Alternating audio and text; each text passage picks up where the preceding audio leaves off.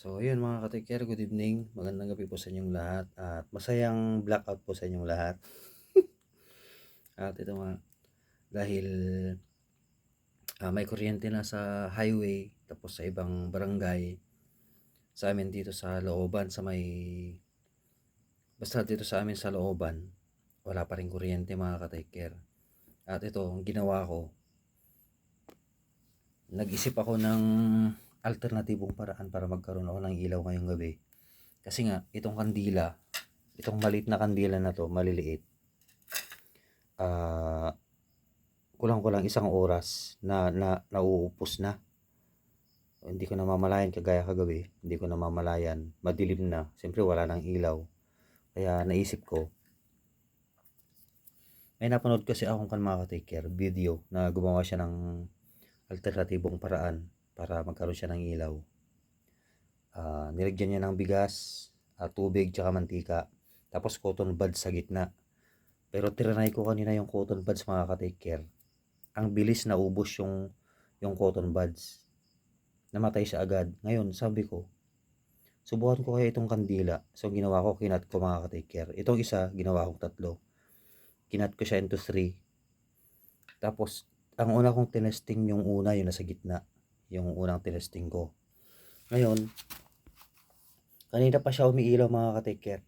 30 minutes na siyang umiilaw. Akala ko mamamatay din. Yung naka 30 minutes na ako, tinry ko yung dalawang hati pa niya. O ayan, mas malakas na siya mga ka-take. Boom. Ito ang legit talaga. Hinintay ko na bumaba yung apoy niya kung mamamatay, hindi siya namatay. So, ang nakalagay dito mga ka-take bigas. Ito yung mga ka-take ito yung nalusaw na cotton buds. So, fake yun, scam. Pagkalusaw nung nasa taas, namatay na siya. Ito. Nilagyan ko din siya ng bigas. Nasa ilalim yung bigas mga ka-take. Ayun o. Ito yung bigas. Ayun o. Tapos sa gitna, tubig. Tapos itong nasa ibabaw, mantika. Mantika yan. Yung use oil. Nagamit na yan. So ito na mga ka-take, mas malakas yung pwersa ng apoy. So pwede ko pa yung dagdagan para mas maliwanag. Pero okay na yan. So yun mga ka-take, kung gusto yung magkaroon ng alternatibong paraan para magkaroon ng ilaw. Pero hindi ko sure kung aabot ito ng magdamag.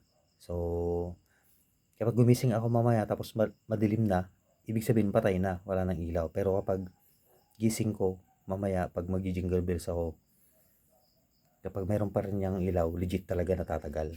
So, ayun mga ka-take, maglagay lang kayo ng maliit na bowl, lagyan ng bigas sa ilalim, pangalawa yung tubig, lagyan ng tubig, pangatlo sa ibabaw yung mantika. Kahit use oil yan mga ka-take. Tapos tugkol yung kandila dito. Huwag naman yung ganito kahaba. Yung pwede nyong kalahitiin or yung 3 hati. Yan, itusok nyo sa gitna or ganyan. Gayahin nyo lang.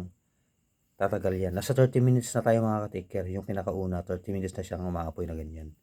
So, yun lang mga ka-take. Maraming salamat po. Good evening. Take care, boom.